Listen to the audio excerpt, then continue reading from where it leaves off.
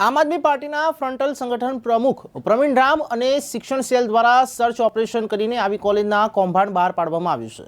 જેમાં આવી bogus degree વેચીને આવી કોલેજો કરોડો રૂપિયા કમાઈ લે છે। તેવી કોલેજમાં એક નામ સ્વર્ણિમ યુનિવર્સિટીનું પણ છે। આ કોલેજ દ્વારા ડિપ્લોમા ડિગ્રી અને અન્ય કોર્સોની અંદર બોગસ ડિગ્રી આપવામાં આવે છે, જેમ કે કોઈ વિદ્યાર્થીઓએ આઈટીઆઈ અથવા ડિપ્લોમા કરેલું હોય અને જોબની અંદર આગળ વધવા માટે અથવા તો પ્રમોશન મેળવવા માટે તેમની ડિગ્રીની જરૂર હોય અને તે એજ્યુકેશન માટે ટાઈમ ફાળવી ના શકતા હોય તેવા વિદ્યાર્થીઓને આ કોલેજમાં એડમિશન આપવામાં આવે છે। તેમને બાહેંધરી આપવામાં આવે છે કે તમારે એક પણ દિવસ કોલેજ આવવાનું રહેશે નહીં, ફક્ત પરીક્ષા દરમિયાન આવવાનું રહેશે અને પરીક્ષાની અંદર પણ સેટિંગ હોય છે। તેમને પાસ કરાવવા માટે અગાઉથી જ પેપર આપવામાં આવતું હોય છે અથવા તો તેમને લખાવવામાં આવે છે। આગળ વિડીયોમાં તમે જોશો કે આ કોલેજ સુરતના 300 કરતાં વધારે વિદ્યાર્થીઓને એક જ સમયે પરીક્ષા આપી પાસ કરી સર્ટિફિકેટ આપી દીધેલા છે। તેનો ઉલ્લેખ વિડીયોમાં પણ કરવામાં આવ્યો છે। જો આ જ રીતે બોગસ ડિગ્રીઓ આપવાનું ચાલુ રહ્યું તો તેનું વિનાશક પરિણામ દેશ નહીં, જનતાને અને દેશને ભોગવવાનું રહેશે। અનુસૂચિત જાતિ અને અનુસૂચિત જનજાતિમાં એટલે કે એસસી એસટીના વિદ્યાર્થીઓને આવી યુનિવર્સિટીમાં પ્રવેશ આપી સરકારમાંથી કરોડો રૂપિયા ખંખેરી લેવામાં આવે છે। વિડીયોમાં જોવા મળે છે કે જ્યારે સમાજ કલ્યાણ કચેરી તપાસમાં આવે ત્યારે અધિકારી યુનિવર્સિટીને જાણ કરી દે છે,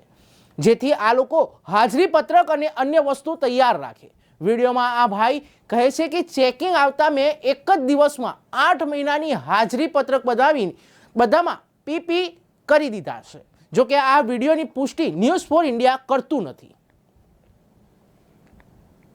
પણ અમારે કેવું છે કે અમારા જે એકેડેમિક ડાયરેક્ટર છે ને નોન ટેકનિકલ હેલ્થ સાયન્સ લેવાના કોર્સીસમાં નવા આવ્યા છે એટલે થોડું સ્ટ્રિક્ટ કર્યું। પહેલા થતું હતું કારણ કે મને રેફરન્સ મળ્યો એટલે તો હું લાસ્ટ યર સુધી હાલતા નહોતો કહું છું। બરાબર કે જે અમને એડમિશનમાં બી અમને ટેકનિક સપોર્ટ મળતો હતો, ફૂલ સપોર્ટ ટાઈમ પર ના આવે તો સાચવી રહેતા હતા। હવે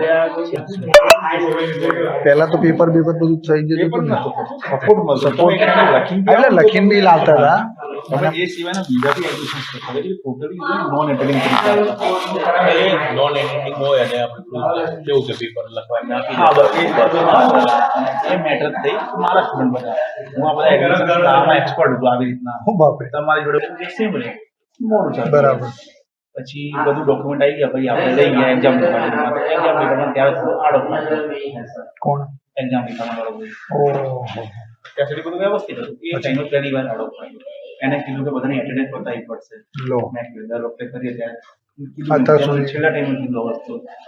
મેં એટેન્ડન્સ શીટ રેડી કરી થપ્પો પડ્યો આટલો જાડો જાતે બધા પી લખતા એક મહિના 2 વાર એક પ્રોગ્રામ પી લખતા 8 મહિનાની એટેન્ડન્સ શીટમાં જડી સહી ના બી કરે છે કે આ એ એડમિશન જેમાં ફેકલ્ટીનો કોઈ રોલ જ નથી, ઓન પેપર એડમિશન ના હોય એમને તો સ્ટુડન્ટો જ એવું ભણતા હોય। આ એડમિશન કેવા હોય અમને ખબર એક્ઝામ વાળાને ખબર મેનેજમેન્ટને ખબર એકાઉન્ટ સાચી વાત બધે થોડું ડાયરેક્ટર જીએલએસ પાસે શું નામ એનું કવિતા શક્તિ અચ્છા એને સારું બોલાય બંને સારી અને એને એને હમ બોલાવ્યો રીતના એડમિશન છે ને દર વર્ષે થાય એડમિશન તો પછી અને મેનેજમેન્ટ લેવલે આવે એકદમ ઘણા બધા એડમિશન થાય છે એને નહીં ખબર બરાબર ધીરે ધીરે ખબર પડશે હવે કાંઈ એડમિશન થાય છે કેટલા યુનિવર્સિટીમાં ના ત્રણ તો બહારથી આવે બેસવું પડે ટ્રસ્ટી બી થોડા એવું કહ્યું કે સબમિટ જે નહીં કે અમને ખબર જ આવે ચાલે બરાબર ચોક્કસ એક વર્ષ તો 2 કરોડનો નફો